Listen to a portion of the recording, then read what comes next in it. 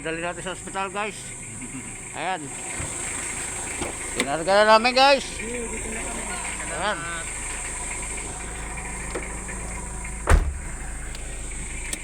Nag-respond din na kami guys.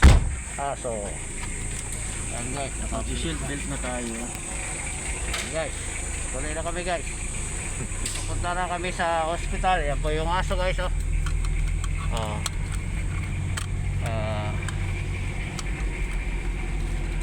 Ino na namin guys, papagamot kasi hindi siya makalakad.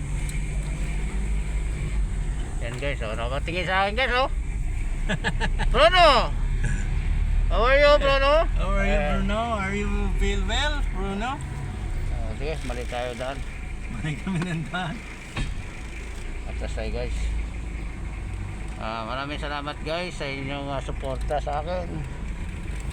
Sa mga page ko guys. At sana guys suportahan nyo si Eric Vlog. Ayan guys. Kasama natin nag-responde.